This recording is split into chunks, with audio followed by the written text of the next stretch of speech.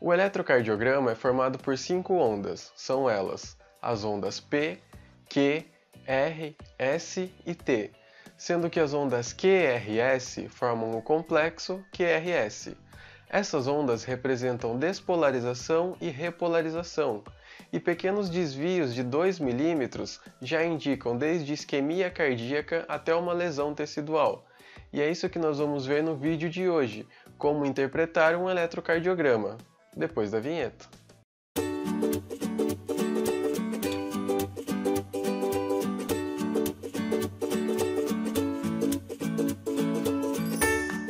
Ao observarmos um traçado do eletrocardiograma, nós podemos observar as ondas, que são as ondas P, Q, R, S e T, que representam um ciclo cardíaco.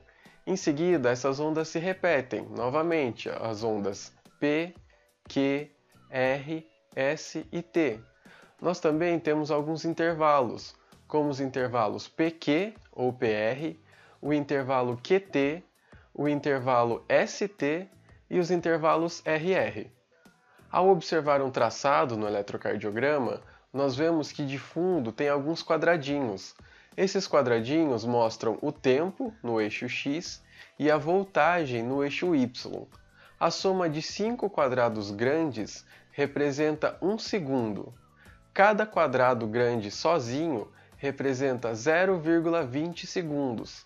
E cada quadradinho menor dentro desse quadrado representa 0,04 segundos. E a soma de 10 quadradinhos no eixo Y representa 1 mV. Eu disse no começo do vídeo que o ECG mostra ondas de despolarização e de repolarização. Então vamos dividir agora. A onda P e o complexo QRS representam despolarização. A onda P representa a despolarização dos átrios e o complexo QRS representa a despolarização dos ventrículos. A onda T representa a repolarização dos ventrículos. E aí você deve estar me perguntando, mas cadê a onda de repolarização dos átrios? Essa onda ela está escondida atrás do complexo QRS e é chamado de onda T atrial. Porém, o impulso elétrico do QRS é tão grande que ele se sobrepõe à onda T atrial e a onda T atrial não aparece. Lembrando que a despolarização não significa contração. O que nós vemos no eletrocardiograma é uma atividade elétrica e não uma atividade mecânica. Vamos falar então sobre a primeira onda, a onda P. Essa onda ela tem uma altura de mais ou menos 2 a 3 milímetros e uma duração de 0,6 a 0,12 segundos. Quando essa onda precede sempre o complexo QRS, isso significa que o impulso elétrico está sendo originado no nodo sinoatrial. O intervalo PR descreve a distância entre o começo da despolarização dos átrios e o começo da despolarização dos ventrículos, ou seja, mostra o impulso elétrico passando pelo nodo atrioventricular e pelo feixe de His. Essa distância ela dura mais ou menos entre 0,12 segundos e 0,20 segundos. Se tiver um atraso nesse intervalo PR, ou seja, o intervalo PR ele está muito alargado, significa que existe alguma lentificação nesse processo de passagem do impulso elétrico dos átrios para os ventrículos. O complexo QRS, que mostra a despolarização dos ventrículos, tem uma altura de 3 a 5 milímetros e uma duração de 0,06 a 0,10 segundos. Um alargamento do complexo QRS significa que a condução do impulso elétrico pelo ventrículo está muito lentificado. E quando o QRS não pode ser observado no eletrocardiograma, significa que tem um bloqueio atrioventricular ou até mesmo uma parada ventricular. O segmento ST vai da onda S até a onda T e mostra o final da despolarização do ventrículo até a repolarização do ventrículo. Esse segmento geralmente é isoelétrico, podendo ir de menos 0,5 a mais 1 mV. Esse segmento pode estar deslocado para cima ou para baixo. Quando esse segmento está deslocado para baixo de 2 a mais de 2 milímetros, nós temos um infradesnivelamento do segmento ST, que reflete uma isquemia cardíaca, ou seja, a célula ainda está funcionando, Porém, por alguma obstrução da coronária, por exemplo, está chegando menos oxigênio na célula cardíaca. A outra situação é que o segmento ST pode estar deslocado para cima, então nós temos um supradesnivelamento do segmento ST. E isso mostra que o coração está com uma lesão na célula cardíaca, que já ocorreu uma necrose no tecido. A última onda é a onda T, que representa a repolarização do ventrículo. Ela está localizada após a onda S, tem uma altura normalmente de 0,5 mm, ela é arredondada e suave, geralmente positiva, e ela é negativa em AVR. O intervalo QT mostra o intervalo entre o começo da despolarização do ventrículo até a repolarização do ventrículo.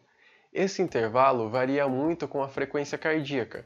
Quando a frequência cardíaca aumenta, esse intervalo diminui, e quando a frequência cardíaca diminui, esse intervalo aumenta.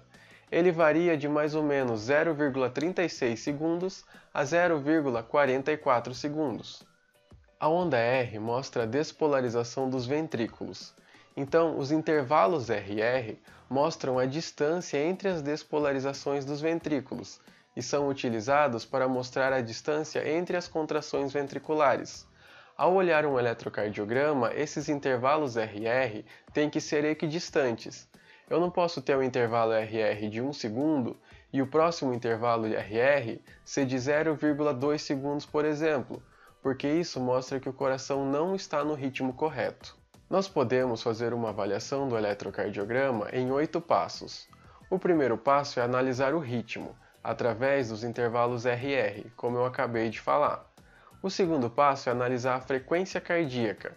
Lembra que 5 quadradinhos demonstram 1 segundo no eletrocardiograma?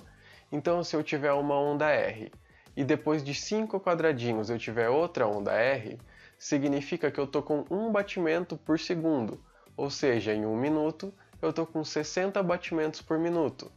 Um método para a gente conseguir avaliar a frequência cardíaca rapidamente é que se eu tiver uma onda R e uma outra onda R em 1 quadradinho de diferença, eu estou com uma frequência cardíaca de 300 batimentos por minuto.